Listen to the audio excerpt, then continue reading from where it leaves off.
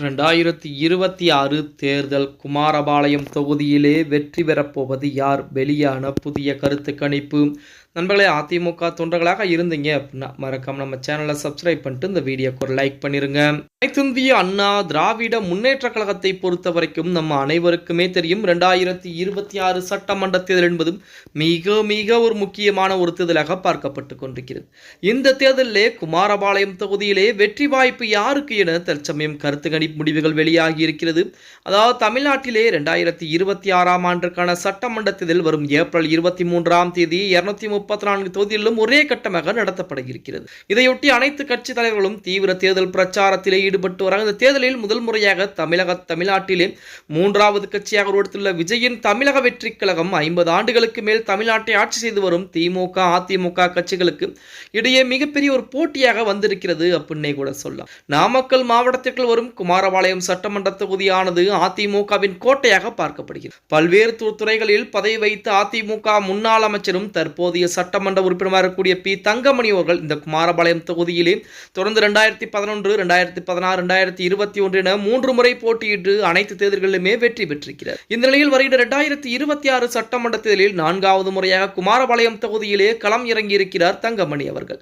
இவருக்கு போட்டியாக திமுக சார்பிலே எஸ் பாலு அவர்களும், தமிழக வெற்றி கழகத்தின் சார்பிலே சி விஜயலட்சுமி, நாம் தமிழர் கட்சியின் சார்பிலே கே யுவராணி அவர்களும் போட்டியிடுறாங்க. குமாரபாளையம் தொகுதியை பொறுத்த வரைக்கும் 50,000க்கும் மேற்பட்ட சிறிய பெரிய விசைத்தறி பட்டறைகளும், ஜவுளி உற்பத்தி, நூற்பாலைகள், சாய ஆலைகள், விவசாயம், கல்வி நிறுவனங்களும் நிறைந்த பகுதியாக இருந்து கொண்டிருக்கிறது.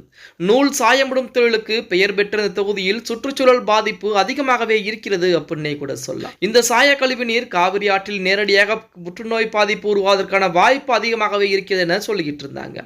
இது போன்ற அடிப்படை வளர்ச்சி திட்டங்கள் கிடப்பில் இருந்தாலும் இத்தொகுதியிலே எம்எல்ஏவாக தங்கமணி நிறைய திட்டங்களை பார்த்து செய்து கொடுத்திருக்கிறாராம். இதனால் பெரும்பாலான மக்களின் எண்ணம் மீண்டும் இவரே வெற்றி பெற வேண்டும் என்பதில் தான் இருக்கிறது அப்படின்னே கூட சொல்லலாம். அதே சமயம் திமுக சார்பிலே களம் இறங்கும் எஸ் பாலு ஏற்கனவே ஒன்றிய குழு தலைவராக பதவி வைத்திருக்கிறார். கடந்த 5 ஆண்டுகளில் திமுக ஆட்சியில் கொண்டு வரப்பட்ட திட்டங்களை வைத்து வாக்குகளை பிரிக்கலாம் என்று எதிர்பார்க்கப்பட்டுக் கொண்டிருக்கிறார். இந்த தொகுதியில் அதிமுக திமுக இடையே மிகப்பெரிய போட்டி என்பதும் இருந்து கொண்டுதான் இருக்கிறது.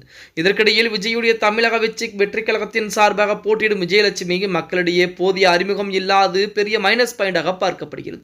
இருப்பினும் தமிழக வெற்றி கழக தலைவர் விஜயின் மீதான மரியாதை காரணமாக புதிய கட்சிக்கு ஒரு சில வாக்குகள் என்பது விழுவதற்கு வாய்ப்புகள் என்பது இருக்கிறது. எப்போதும் இரு திராவிட கட்சிகளை ஆட்சி செய்யக்கூடிய இந்த தொகுதியை பொறுத்த வரைக்கும் இந்த 4வது முறையாகவும் தங்கமணி அவர்கள் தான் வெற்றி வாய்ப்பு என்பது அதிகமாக இருக்கிறது. குமாரபாளையம் தொகுதியை பொறுத்த வரைக்கும் அதிமுகவுடைய வேட்பாளர் தங்கமணிக்கு மிகப்பெரிய வெற்றி வாய்ப்பு என்பது அதிகமாகவே இருக்கிறது. இந்த முறையும் அவர்தான் வெற்றியை பதிவு செய்ய போகிறார் என கருத்து கணிப்பு முடிவுகள் தற்சமயம் வெளியாகி அரசியல் வட்டாரத்திலே அதிமுக மத்தியிலே மிகப்பெரிய மகிழ்ச்சியை ஏற்படுத்தி இருக்கிறது அப்படின்னே கூட சொல்லலாம். ஓகே கைஸ், வீடியோ பிடிச்சிருந்தா மறக்காம லைக் பண்ணுங்க. அப்படி நம்ம போடக்கூடிய வீடியோ பற்றின கருத்துக்களை கீழே மறக்காம கமெண்ட் பாக்ஸில் பதிவு நண்பா.